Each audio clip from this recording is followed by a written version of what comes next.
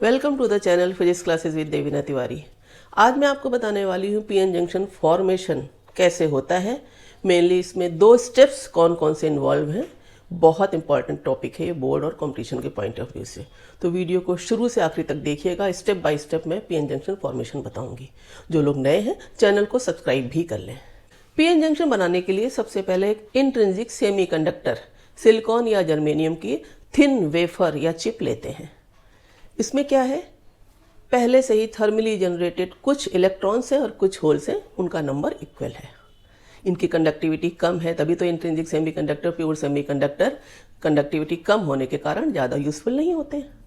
अब ऐसी ही एक चिप ले ली, उसके आधे साइड में क्या कर दिया, ट्राईवैलेंट इम्प्योरिटी एटम्स को डोप कर दिया।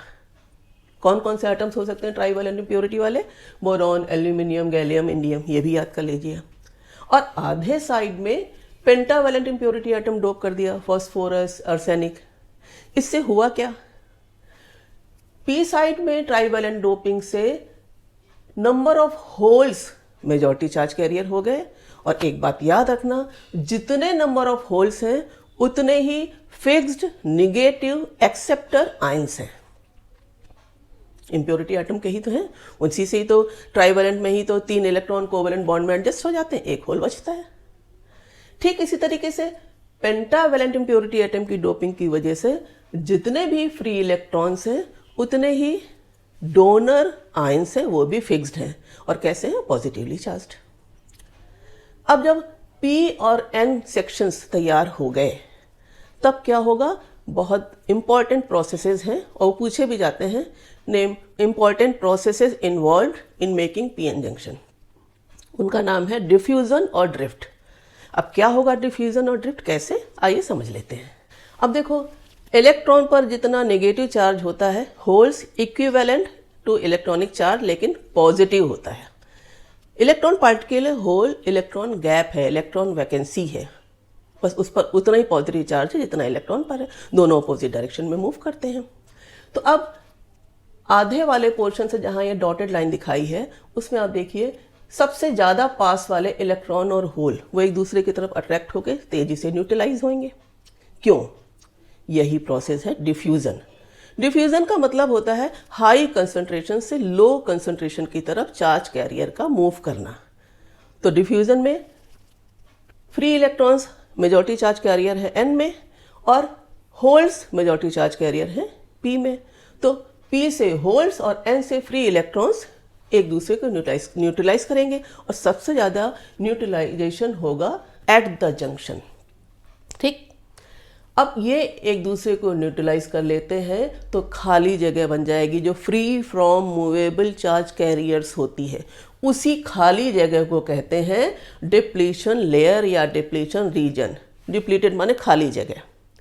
और उस खाली जगह के दोनों ओर ये जो सर्किल से दिखाए हैं, पॉजिटिव पॉजिटिव एन साइड में और नेगेटिव नेगेटिव पी साइड में, ये क्या है, यही पॉजिटिव इमोबाइल आयंस हैं, डोनर आयंस हैं एन साइड में, और पी साइड में नेगेटिव एक्सेप्टर आयंस हैं, फिक्स्ड इमूवेबल।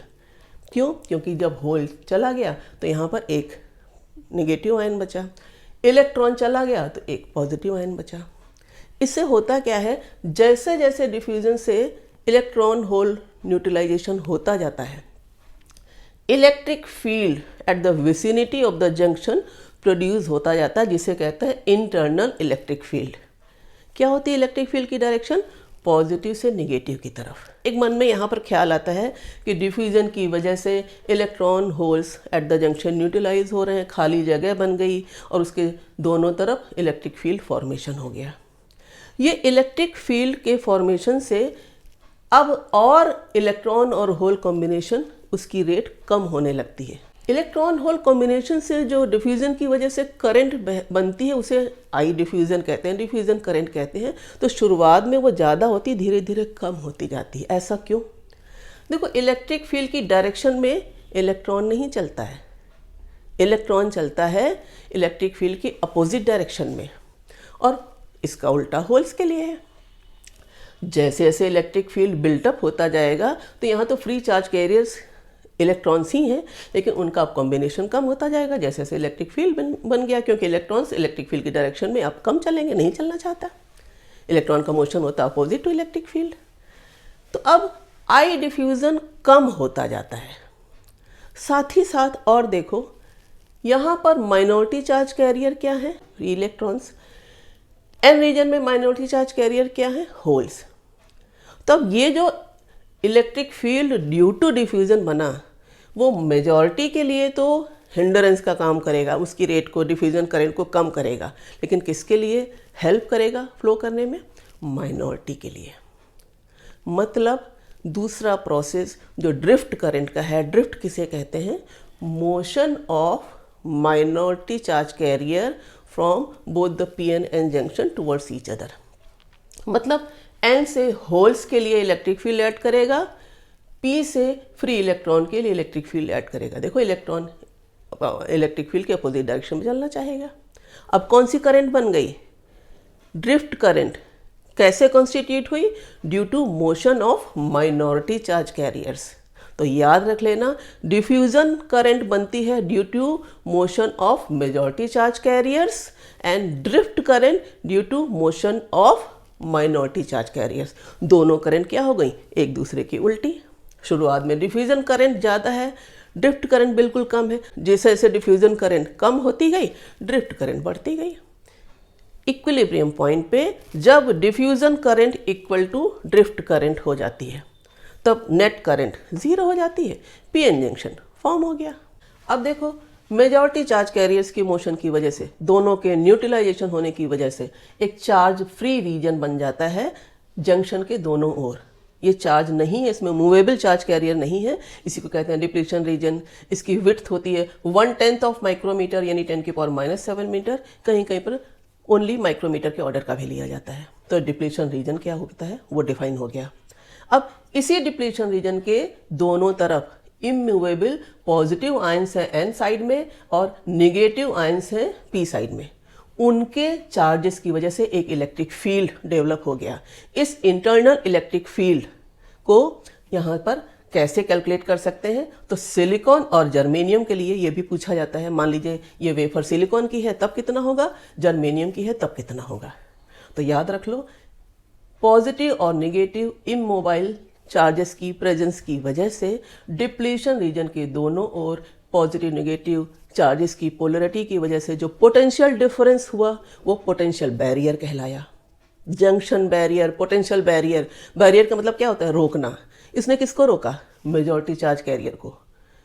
तो पोटेंशियल बैरियर सिलिकॉन के लिए 0.7 और जर्मेनियम के लिए 0.3 होता है। और इलेक्ट्रिक फील्ड कैलकुलेट करना है, कितना हुआ? तो इलेक्ट्रिक फील्ड क्या होता है? Potential difference upon distance. Distance वही डिप्लीशन लेयर की थिकनेस। कितना हो गया? 0.7 अपॉन 10⁻⁷, यानी 7 × 10⁶ वोल्ट पर मीटर है सिलिकॉन के लिए, और 3 × 10⁻⁶ वोल्ट पर मीटर है जर्मेनियम के लिए। कभी कभी ये भी पूछ लिया जाता है। ये 10⁻⁷ यही डिप्लीशन लेयर की विड्थ है। जब भी ड्रिफ्ट और diffusion current equal and opposite हो गई, नेट करंट जीरो हो गई, पीएन जंक्शन फॉर्म हो गया। बस इस तरीके से पीएन जंक्शन फॉर्मेशन को 4 स्टेप्स में पढ़ा जा सकता है। पहले इंट्रिंसिक सेमीकंडक्टर लिया, उसमें डोपिंग करके एनओपी जंक्शन बनाया हाफ ऑफ साइड में, फिर डिफ्यूजन और ड्रिफ्ट प्रोसेस को बता दिया, पोटेंशियल बैरियर, डिप्लीशन लेयर उनको डिफाइन कर दिया, पीएन जंक्शन तैयार। उम्मीद करती हूँ वीडियो आपको जरूर पसंद आएगा। Thank you.